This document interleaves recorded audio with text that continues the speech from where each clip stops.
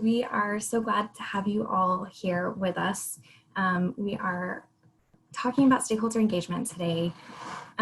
Chances are you can see and feel that the challenges that we're facing are complex.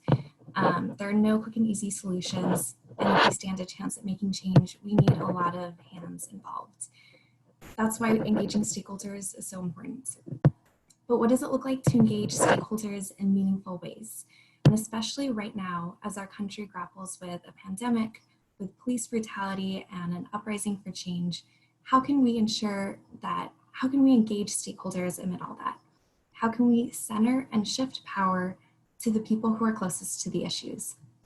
So I'm Laurie Valerio, and I'll be guiding our conversation today to talk about this and much more. So to start off with, a little bit about who we are. So Community Wealth Partners is a social impact consulting firm.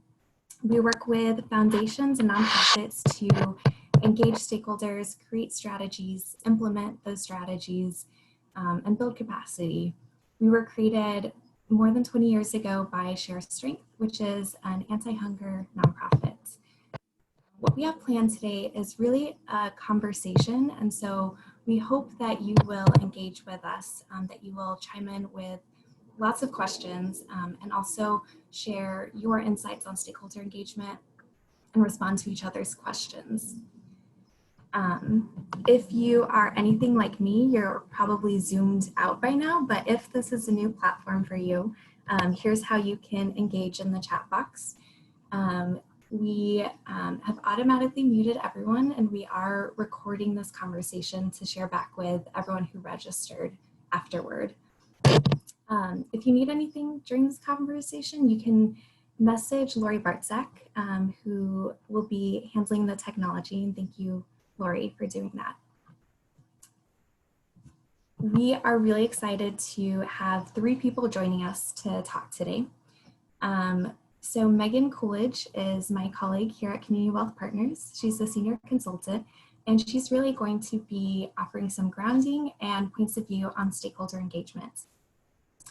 Lara Pukach is the Director of Advocacy at Miriam's Kitchen, and Danette Campbell is the Senior Program Officer at the Greater Rochester Foundation. They will both be sharing their experiences with stakeholder engagement. Now, we had originally planned to focus this conversation on the strategy process specifically, and that's because we just released a field guide on that topic, and Lori's gonna put that in the chat box for folks who want to dive deeper into that topic. But for today, we're gonna talk a little bit more broadly. That's for a couple of reasons. One is that many of the questions that we got from you in the registration form were not specific to strategy, and we saw a lot of questions around engaging communities in particular and on an ongoing process in an ongoing way. And so we want to give space for that. Another reason is we know that for stakeholder engagement to be effective in the strategy process, that it has to be a regular ongoing practice outside of strategy. And so for all that reason, we'll have, Megan will share some thoughts on strategy specifically, but Danette and Lara are here to talk about their experiences both inside and outside the strategy process. So with that, I will hand it over to Megan. Great, thanks, Lori. Hi, everyone. It's nice to be connected with you. Thank you for joining, and just want to say again, thanks to our guests from Miriam's Kitchen and Greater Rochester Health Foundation. We're looking forward to the conversation.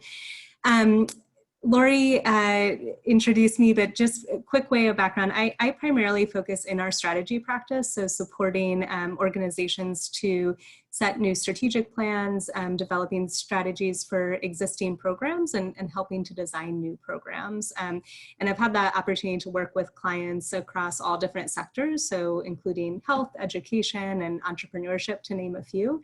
But we'll be bringing kind of those experiences in engaging stakeholders in the strategy process and beyond in this conversation. Lori just put up a slide on the screen. We thought it would be helpful just to start by defining the term stakeholder, since it can be used in different ways.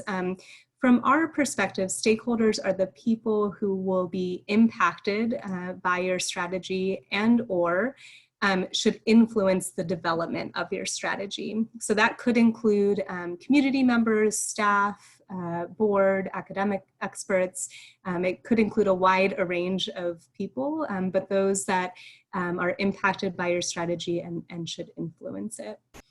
The other piece of context I just wanted to share before we dive into our conversation today is that our team has been on our own racial equity journey over the past few years, and our approach to stakeholder engagement has really evolved as we've been on this journey. So we've come a long way, but we still have a long ways to go in terms of learning how to center stakeholder voices and specifically community voices, and how to shift power to those who are most directly affected by the issues. So we're excited to be on this journey and to be learning with and alongside our partners in this work. So with that in mind, and Lori, you can, if you don't mind, switch to the next slide. With that context in mind, you know, the who, what, and how of engaging stakeholders varies on each project that we work on, but there are a few key things that we've learned over the years that are really consistent.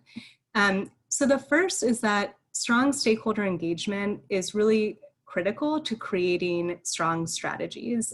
We know that strategy will not be successful without engaging a diverse set of people who shape that strategy. And we always like to be really specific when we're talking about diversity, right? So we encourage our clients to always think about racial diversity, because we know that race is the biggest difference that makes a difference in terms of outcomes people experience in our country. But then we also think about a diversity of other identities that may impact the strategy that we're working to develop.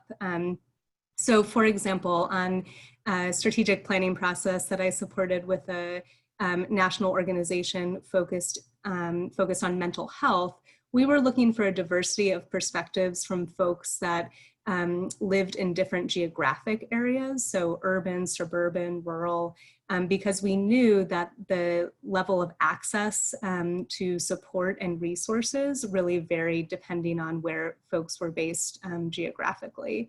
And then we also looked for a diversity of perspective in terms of individuals who were directly impacted by mental health challenges, their family members who support them, and those who provide support and services, so that we were getting kind of a range of stakeholder perspectives from those that would influence the strategy that this organization would take. The second point that I would just make, and that we've learned, is that the stakeholders whose voices should lead your strategy are those, and we mentioned this, those that are closest to the issues. And that often means people who have historically not had power or resources to shape solutions.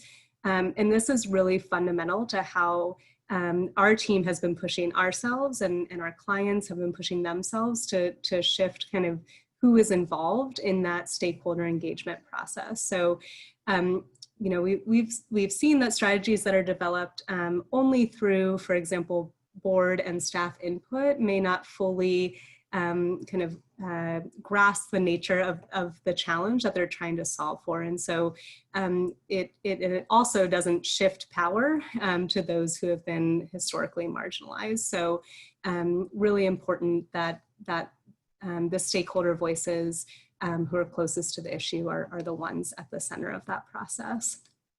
And then finally, the third thing I mentioned, and Lori touched on this too, is that stakeholder engagement shouldn't be approached as a checkbox checkbox exercise, right? The process of engaging stakeholders is really valuable in and of itself. It helps strengthen relationships with stakeholders and should be a regular practice as opposed to a short-term activity that's limited to a strategic planning process. So one of the things that we've seen in our work is that effective stakeholder engagement is it is really effective when it's authentic in terms of building relationships and is continuous.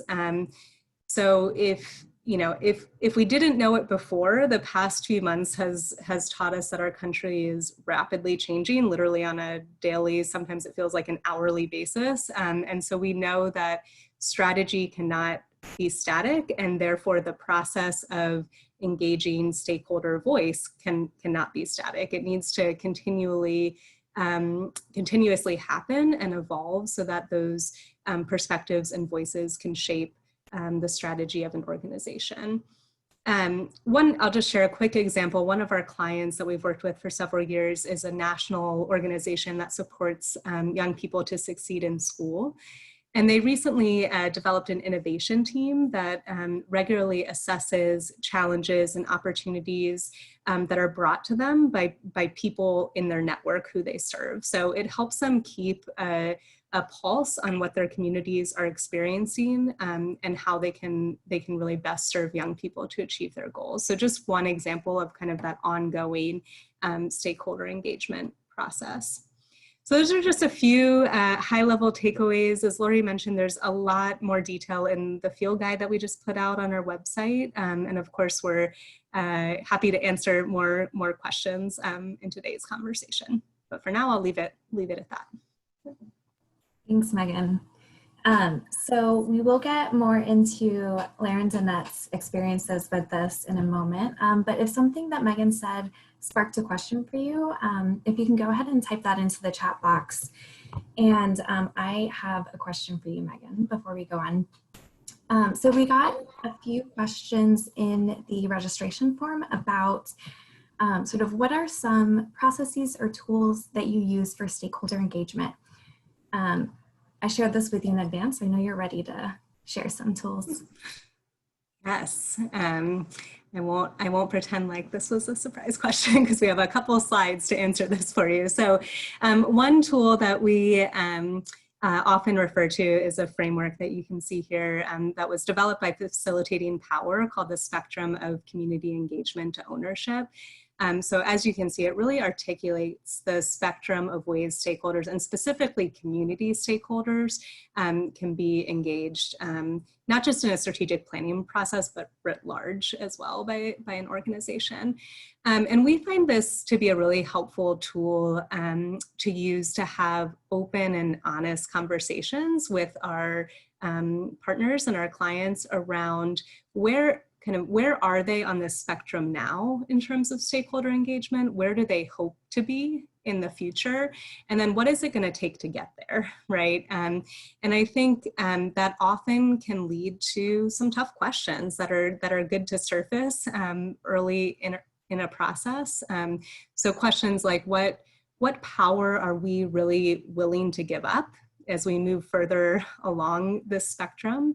What will we do if our team has a difference of opinion from the community perspective on an issue? And what would we need to change about policies and practices so that we are able to move further into the community ownership space? So I think this can be a helpful tool to really ground conversation around where you are currently with stakeholder engagement and where you hope to be in the future. So that's one tool. The other that I would mention is a framework that we use to do stakeholder mapping to understand how we want to engage different types of stakeholders. So pretty simple 2x2 matrix. You can see on the y-axis that we're looking at level of influence. So how much influence from this group would you need to create a strong strategy? And then on the x-axis, level of impact. So how deeply will this strategy impact that stakeholder group. And depending on where that group falls then on that 2x2 matrix, we then develop a plan for how we're going to engage that type of stakeholder. So if they're in the bottom left quadrant, we tend to just keep them lightly involved and informed. So that might look like, email updates every couple of months with where we are in a strategic planning process. If they fall in the upper right-hand quadrant, those are the folks that we're really wanting to deeply engage, and the voices and perspectives that we're looking to center in a strategy process. Those are a couple of tools. I'm sure there are others, but just thought that we would share a couple that we use most frequently. Wonderful. Thanks, Megan. Sure. I'm looking at the chat box. So it looks like we don't have any questions yet for Megan. So let's go on to Lara. If you want to share a little bit, if you want to maybe introduce yourself again and share a little bit about the journey that Miriam's Kitchen has been on to center your guests and who those guests are. And I will stop sharing the screen so you can share your screen. Great. A second to pull it up.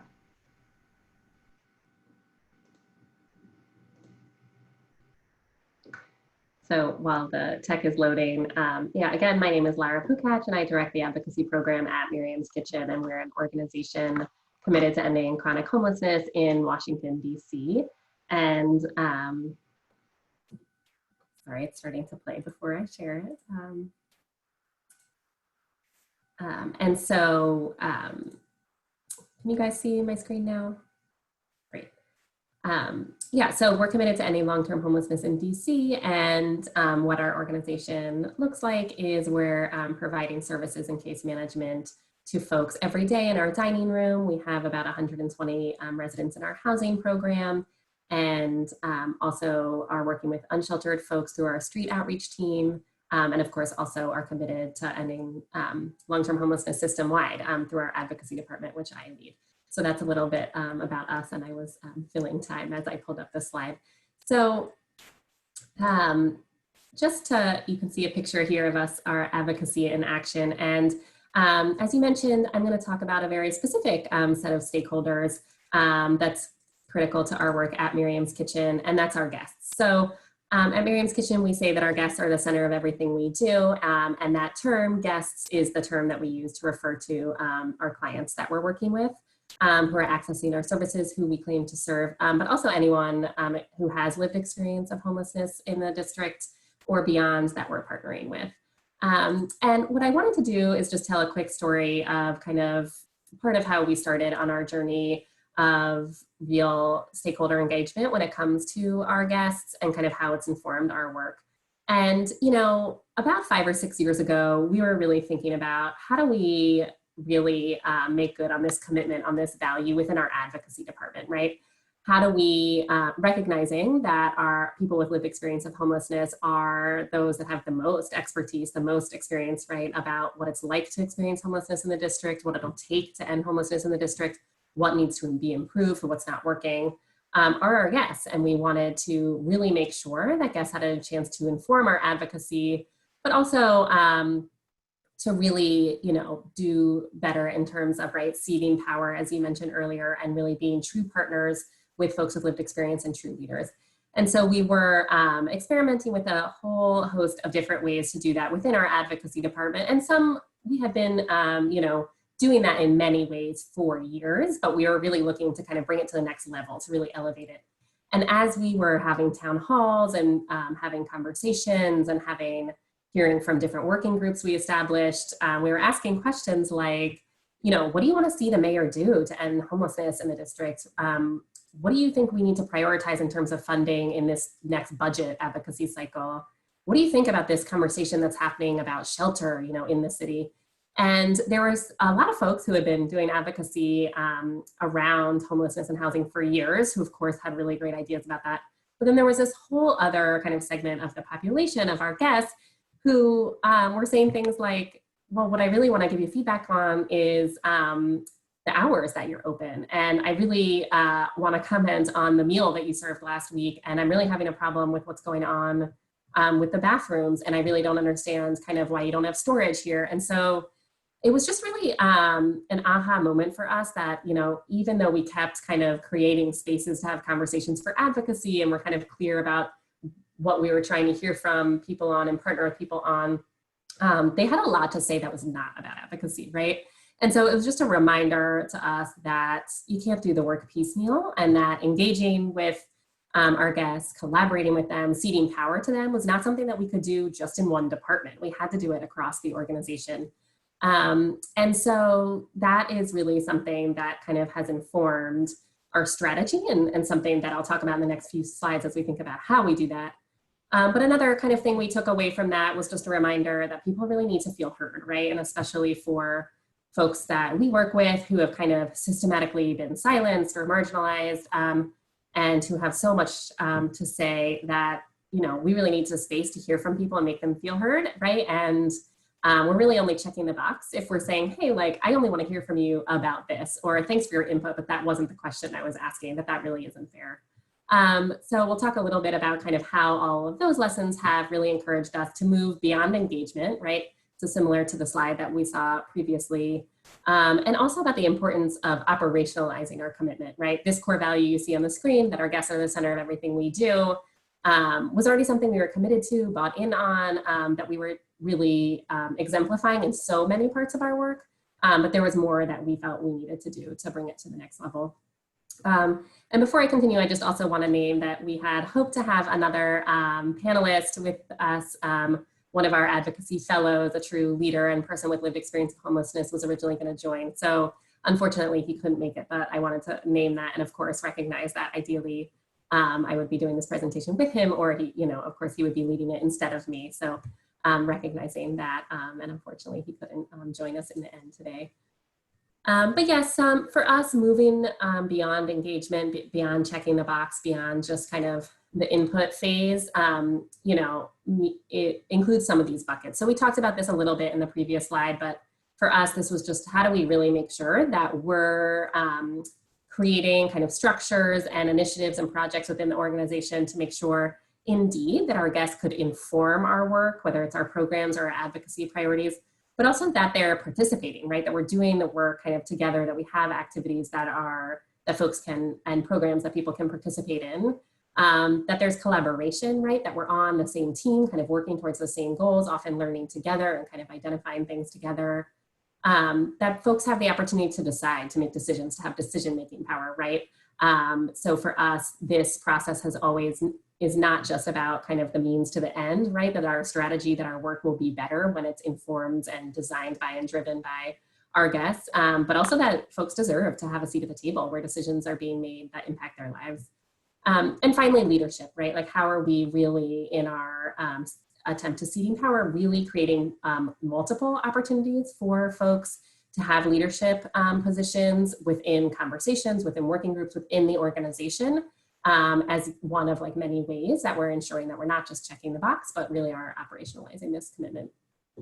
And then the last bullet, really just speaking to how important it is to provide many and different opportunities to be engaged or lead or collaborate, right?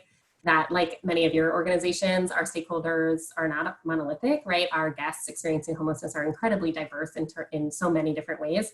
And you have to have a lot of different ways for people to be involved in different opportunities, because people have different personality types, people have different interests. Folks also have like really different things that they're just dealing with in their life that might impact what they want to or what they can participate in.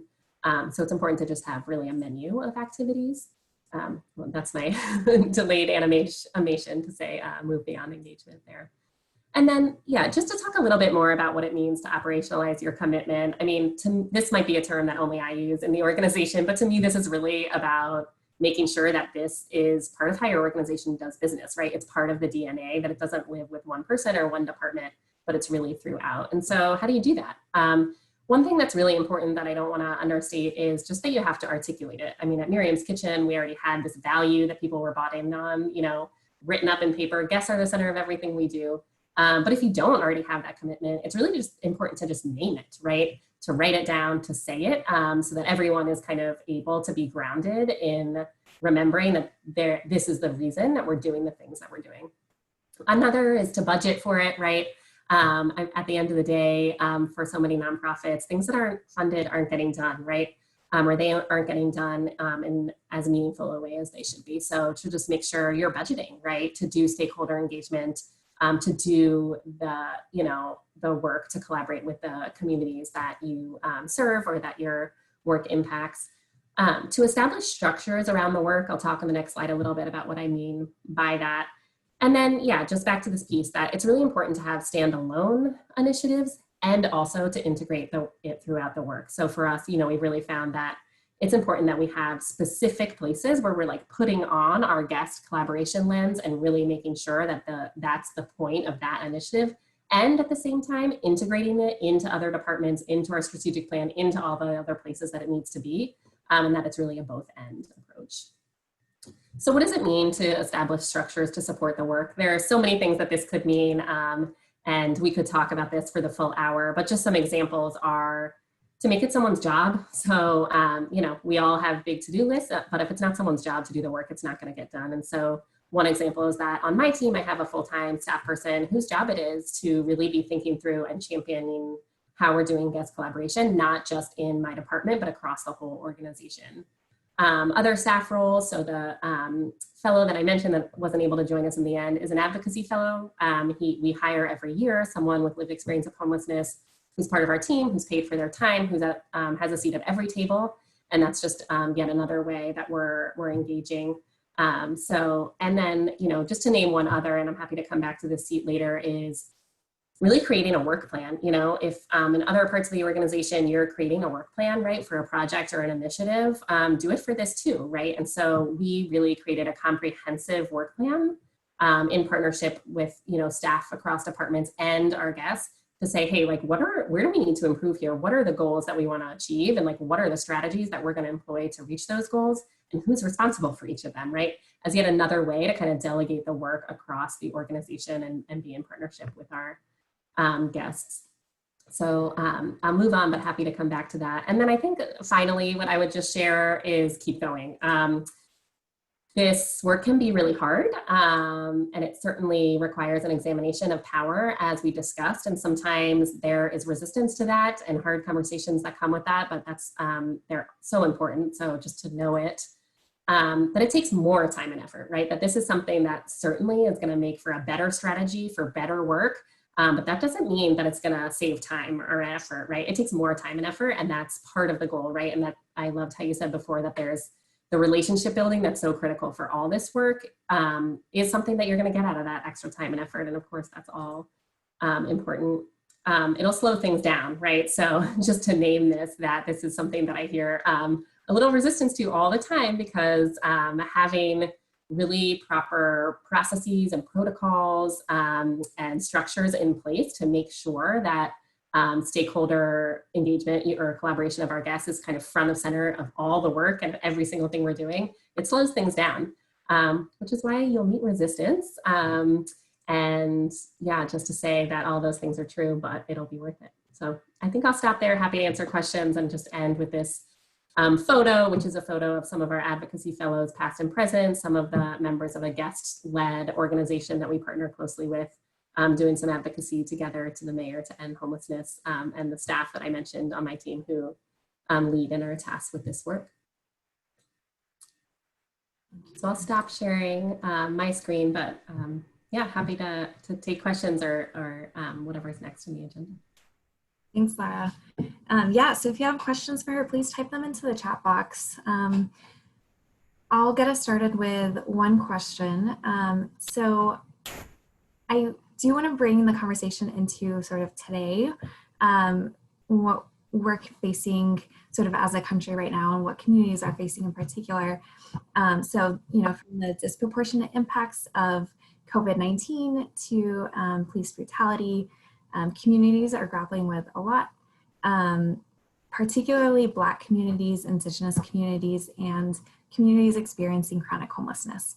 So I'd love to hear from you sort of like how Miriam's Kitchen has navigated the tension of looking to communities for solutions and collaboration and leadership, while also not wanting to ask too much of people who are facing so many pressures right now. I think one of our commenters, Judy, mentioned sort of the additional work that is being put on top of people who are already have such complex schedules. So I'd love to hear what you would say. Yeah, so many thoughts on that. I mean, I think one I would just name is kind of the importance of that relationship building and the creation of kind of structures and supports and like processes within your organization at the front, like initially, right? As early as you can right now, because what certainly wouldn't have been possible is if during the pandemic, we were suddenly trying to like have these conversations or check in with people when we didn't already have relationships with them. We didn't already have structures in place, right? So we have guest-led groups, right, that already were meeting. So it was only a question of bringing that virtually and supporting people and getting people computers, right? Or, you know, we already had a few folks on staff with lived experience of homelessness and our fellow. And so that continued. We were just figuring out remotely. And I think, you know, some of the same things are true also for, right, this really important question of the emotional burden that it takes on, especially for folks who have lived experience of homelessness, who are also, you know, navigating being in a world where, you know, there's so much trauma coming up from what we're seeing happening. And, you know, the relationship building, I think, has been key so that we're engaging in conversations with folks that we have had so many hard conversations with, where we can really be honest about boundaries, where people can say no. And that's kind of not, you know, we're all in a new world right now, but those aren't new kind of foreign conversations that we had never thought about before. And then just the last thing I would say is like pay people for their time. You know, a lot of what we did early on was like really advocating internally and really creating space to make sure we're paying people and supporting them across the board. Whether, you know, it's, hey, I want to check in with you about this thing that I didn't know. Do you have an hour, and like what time would work for you? And I'm going to pay you for that time. We have a speakers bureau on site where we work with folks to kind of really be intentional about folks storytelling, whether that's to the media or in telling their story about Miriam's Kitchen. And we set that up with certain structures so that people are getting stipends and really getting granular about like what that looks like for 1 hour of time for something at Miriam's Kitchen, for something offsite. You know, so there are lots of examples I can think of where we're really talking about like how are we paying, not just getting folks a seat at the table and making sure that they have leadership, but that they're being paid for their time, but also their expertise, their wisdom, their transportation, like all of those things. So I'll stop there, but have many more. Happy to talk more about it later. Yeah, so we have another question from Judy, and I'll go ahead and read that out loud. Budget is also an issue because if we're asking people to work on an issue with us, we ask for their time and typically we don't have money to pay them. Shouldn't stakeholder engagement be included when budgets are developed? Although typically that doesn't happen. And of course it means we need a strong value statement to accompany the funding request. Thank you for sharing, Judy. I'm not sure if you have a reaction to sort of like how, you know, how organizations that are strapped for funding might navigate that issue around sort of paying folks. Yeah, I would just say find the money, right? Like we're all strapped for cash. Everything is important, but like if there is something that is of the utmost importance to your organization, it's really making sure that you're, you know, partnering with these stakeholders and that they're being paid for their time. But other than that answer, which like I know it's more complicated than that, is that think about, again, that both end, right? How are you advocating internally to create a budget specifically for this purpose? And also, how are you encouraging other departments to put it in their budget, right? So just as one small example is like we try to have a guest collaboration budget as an organization. And to be sure, like it's hard to put that there because all the funding priorities are urgent. But also, you know, if there's, for example, a speaking opportunity for our development department when they want to really make sure that the voices of our guests are at the forefront of a fundraising conversation, they need to pay the speakers for that, right, out of that fundraising budget. Or communications, you know, in my case, in my advocacy team, I'm pulling a lot of it out of my budget also. So I would think about kind of how to be creative about that both end and really challenging like every department to pay for it. And I think there's also kind of, you see what happens with the demands there, right? Like every time someone asks, say, okay, are they gonna be paid for their time? And then also think about third parties, right? So sometimes when folks ask, hey, do you wanna be on a panel or a presentation, or do you have a guest speaker who you think would be great for this? One of the many questions that I ask to get more information is, oh, do you already have, like, do you have the budget for an honorarium? Can you pay the person? And so it's just a way to advocate for that, but have that money come from a different, like a third party. Wonderful, thank you. And May is offering a suggestion here too to check with your fundraising departments. And you could potentially find individual donors to support something like a guest engagement fund. So it's a great suggestion, May. So I would love to bring Danette into the conversation. I know that the Greater Rochester Health Foundation has been on a journey of working to center families and parents and sort of the broader community in your work, and would love to hear about that journey. Thank you, Lori. Good afternoon, everyone. Danette Campbell-Bell from the Greater Rochester Health Foundation. I just want to lead by saying awesome work, Larry, you guys are doing there, and that is very promising. And I'm excited about hearing more about how you guys are really implementing engagement. Before I get started with the engagement piece, you all did a wonderful job of defining stakeholders.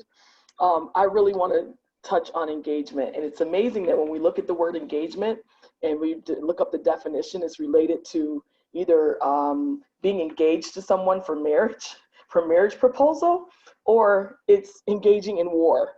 And both of those are related to relationships. So relationships are at the core of any aspect of when we begin to talk about engagement, building relationships, building rapport. If we're not going to talk about that, then there's really nothing to talk about. So just like with every relationship, it takes time, it takes cultivation, it takes energy, commitment, effort to really get to the intended goals and results that you're looking for in relationship to that relationship. So I just wanted to start there. Our history at the Health Foundation, I just started in January 2020, and what Megan and Lori were really speaking about was this process that was already in play when I was brought on board, related to Healthy Futures and the work that was happening at the foundation. And one of our partners is actually on this call as well, Aria, who is one of our contract partners in this work around, there she is, in this work around Healthy Futures, which was launched in 2017. So we're in year 3 of this, and this is a long-term strategy that we're implementing at the foundation.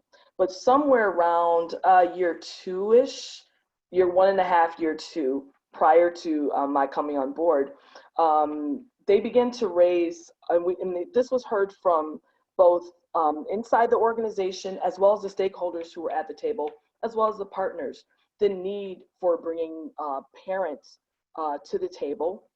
And how could we keep centering the young people or the children without also centering the parents? We can't look at them as two separate pieces, but children are a part of a family unit. And of course, that is described in so many different ways. But the bottom line is we could not keep doing what we were doing and expect to get a different result. So how do you then tackle that? You begin to ask the pertinent questions and say, do we put out an RFP related to parent engagement? Do we start a learning collaborative? All of those things, the answers to those are yes. Because we are a funder, that does uniquely position us to be able to do things of that nature. But it was important for us to listen to those who were around the table, those who were informing us and telling us that this was a need. And then how did we as a foundation leverage our position? How did we lift that work and lift the voices and amplify those voices that were informing us about what needed to happen? So one of the examples that we did embark upon, and a practical example would be when we put out the RFP, parents were invited to be on the review panel, and we paid them for their time and energy and effort because we needed their voice to inform us about what was best. And the other thing that we're finding, and I think that many of us will find, is that parents are really over this idea, and community in general is over the idea of us creating strategies, creating plans, initiatives, and projects for them, but without them, or bringing them to the table as an afterthought, or bringing them to the table once we realize, oh yeah, we need people of color now. So therefore, let's go tap into this community when there's been no relationship that has already been built or forged, in addition to that whole idea around tokenism that Lara brought up. So just keeping those things in mind, and you have to start somewhere. This has been an ongoing, continuous journey. So that's when we partnered with CWP to come in and lead us down this path, because there was a cause to pause. We had been going down one path, but then listening to the stakeholders, we realized that we had to pause and pivot.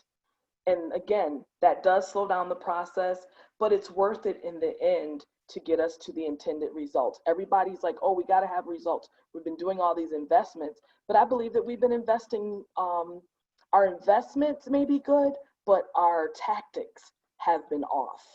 So therefore, if we can revisit that and begin to look at, specifically for healthy futures, parents are valuable, viable, and how do you make them visible so that their voices are heard and amplified? That means we have to share power. That means that the foundation cannot create all of these initiatives and projects and ideas in a vacuum, somewhere in a back room, and we invite people to the pseudo table of collaboration, but we're really not committed to seeing that through. The foundation had to take a long, hard look at itself, do some self-reflection and self-evaluation about where we were on that journey. And CWP was very instrumental in helping us to really look at organizational change and how do we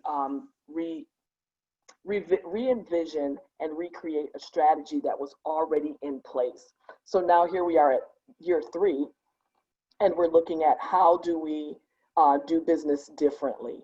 And again, it's been an ongoing, continual process that we are committed to. This is a 10-year strategy that we're looking at. So therefore, although the work has begun, we recognize that the work has to continue.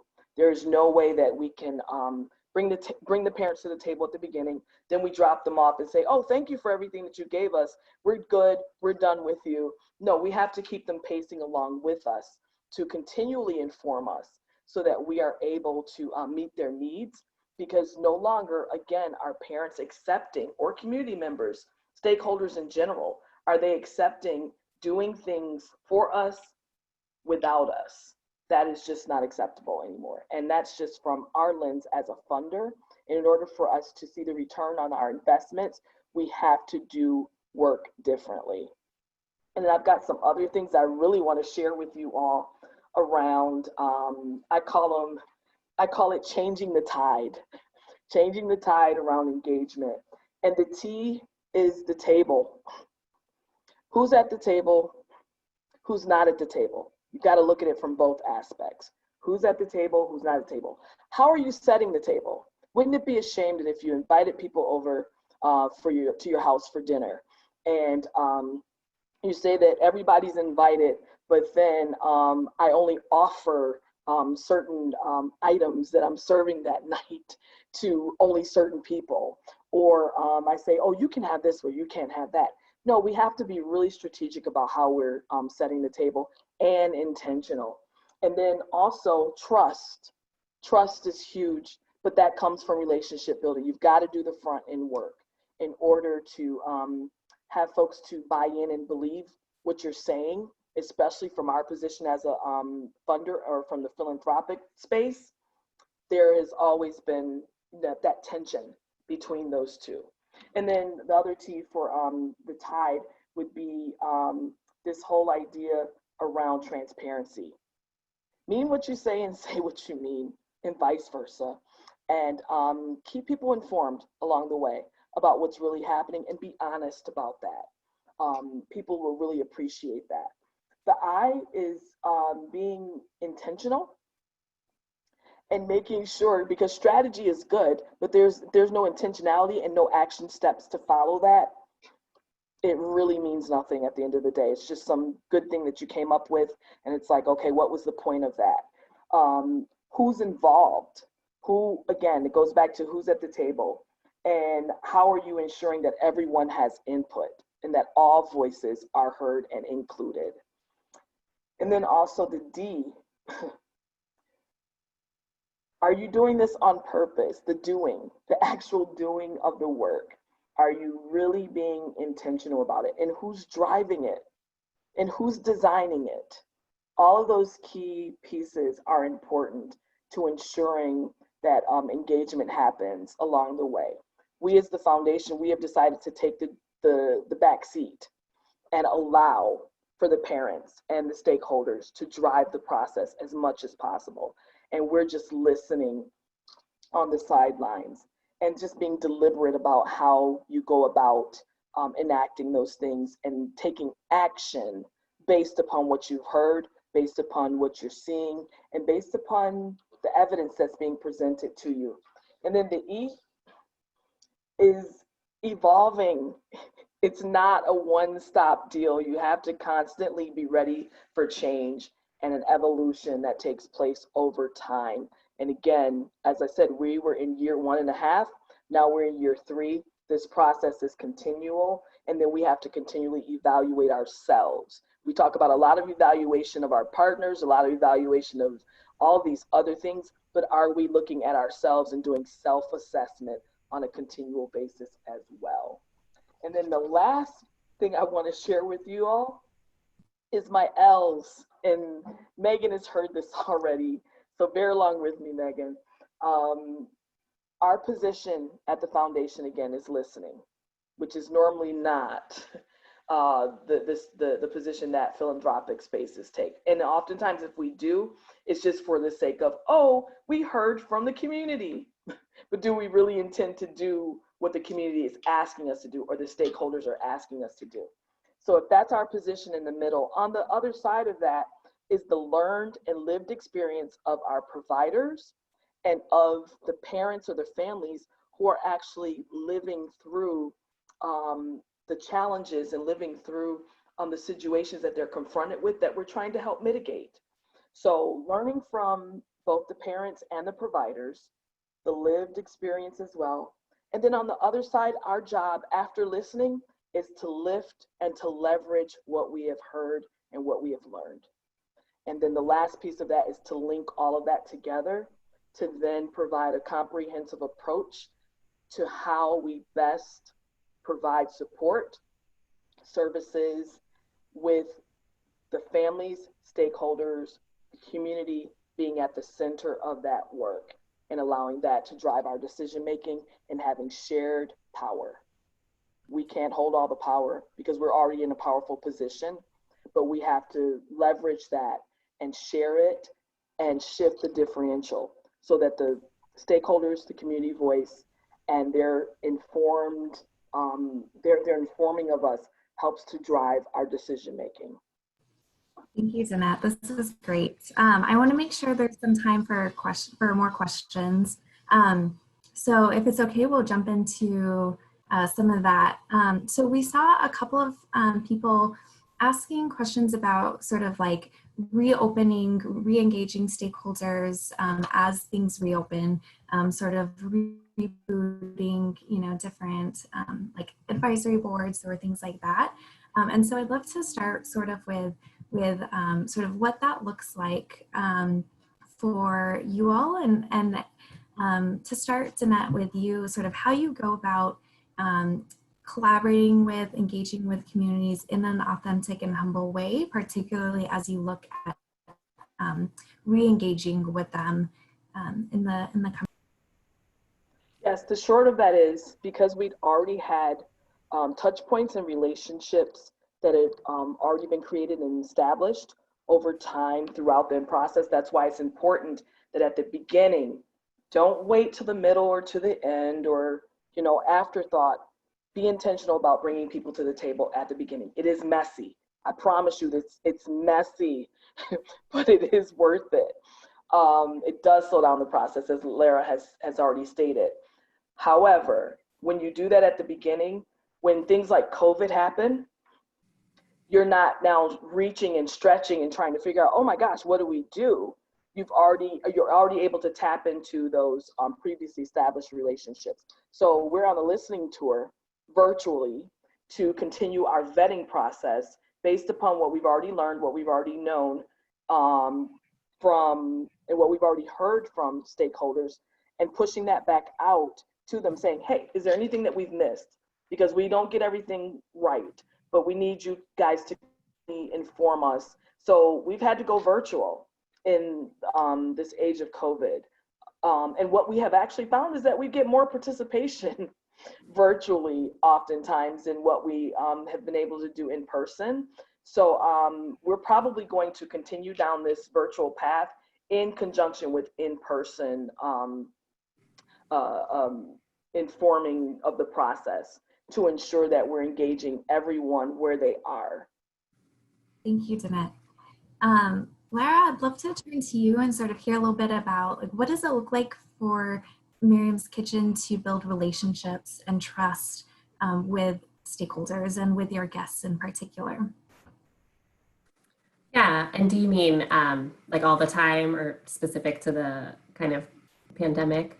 Happy to talk about both. But. Yeah, why don't you start with what it looks like all the time? Sure. I mean, I think just going back to a theme that we've talked about is making sure that you have many ways to do this, right? So what is relationship building and how are we doing it? You know, and in many ways, we're building relationships at many times at different parts of the organization and continuing to commit to it. So part of it is, right, for people that are coming to our dining room for food, right, where that is a big relationship builder for us. And for us, that is something we're committed to. And we start our relationships through our food because we're making meals from scratch. We're making sure they're nutritional. We're serving them like you would at a family or a restaurant. So that's part of it. In normal times, we've got 150 people in the dining room and staff that are interacting and kind of getting to know each other. We're also encouraging staff that don't necessarily work in that department to be in that space, right? Not just once every while, but to kind of build relationships with people as they see fit. And then also to kind of to recognize that sometimes people are feeling like building a relationship and sometimes they're not, right? I mean, for us, we're working with a lot of people that are in crisis, that have a lot going on. And so one of the things that's really part of our orientation at the organization is kind of helping people to feel that out, right? Like, what do I do? Do I just go talk to people? Okay. And just to kind of get a sense for whether people are feeling it or not. And then another thing I would say is we try to really have community events to really think about our guests are as a member of our community, right? To really think about how are we celebrating with each other? How are we doing things to celebrate good times and times of joy, right? Not just engaging people together to have a town hall, to hear their perspective on something, to get nitty gritty into a strategy, but just to have a party, to celebrate, to have a meal together. And if we would do that for our donors or our volunteers and appreciate them, how are we also doing that, right, for our guests, regardless of whether they're kind of on this engagement trajectory or they're kind of coming for our meals. And then another thing I would say for us is, right, like we're always trying to hire people with lived experience on our team. And so we have that through our fellowship. We also have it in other staff positions, right? And it took work of revamping kind of the way we do recruiting and hiring to kind of get there. But that's also part of it, right? That the people that have experienced homelessness are not just some sort of other that we have to kind of build relationships with in a different way, right? They're part of our community and people we're working with all the time, and kind of having a framework to think about that any person we might be interacting with on a daily basis might have had experience with housing instability. And so kind of consistent relationship building.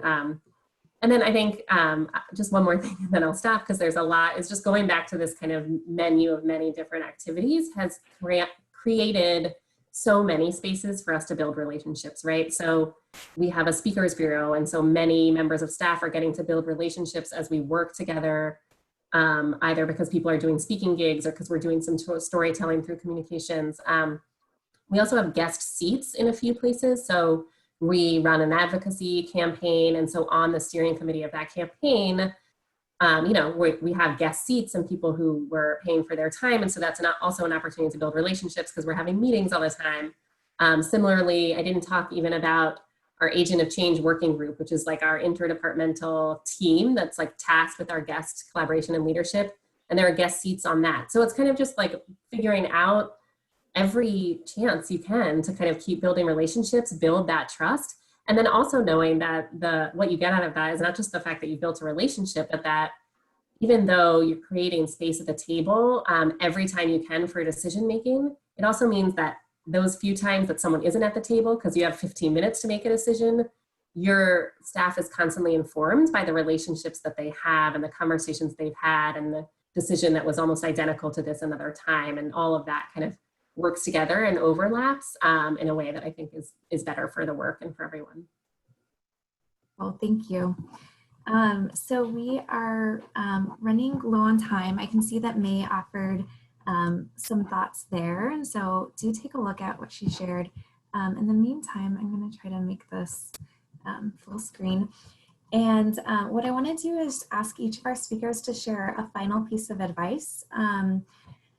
Before I do that, I just wanted to point out a couple of resources. One is the field guide that we mentioned that is live for you to dive deeper into this topic.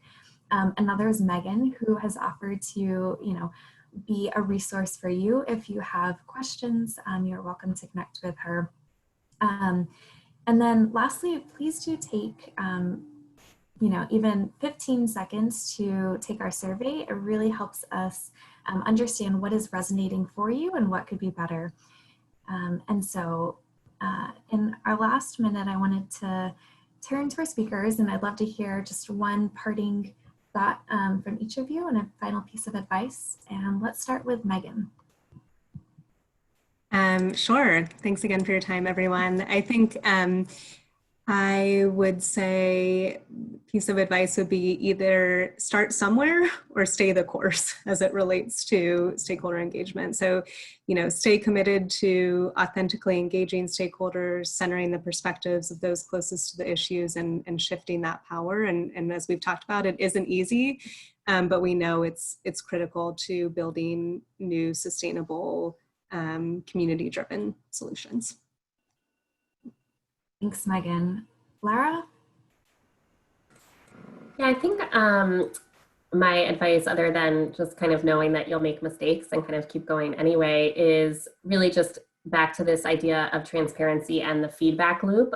Not to be afraid to get input because you think that the answer is going to be no or that you can't take it. Part of how you build trust and transparency, right, is to take all the input, all the ideas, all the things, but then make sure not only that you tried to implement them, but that you're circling back to say that you did, or that if you can't or you didn't, to say that and why, and commit to kind of continuing to learn and try. But I think too often we focus too much on the one hand and then not communicating back. Sometimes it might be hard to hear the feedback you get. People might be mad. But also, that's part of the work, to just being accountable to even what you as an organization can and cannot do and being honest about it. Thank you. And Danette, let's close this out. Sure, and here's the one thing I did not share. The Health Foundation has been on its own journey in relationship to the larger organizational piece, and we have centered equity at the core of our work and our mission and the values. So with that process, also Healthy Futures was on that simultaneous journey.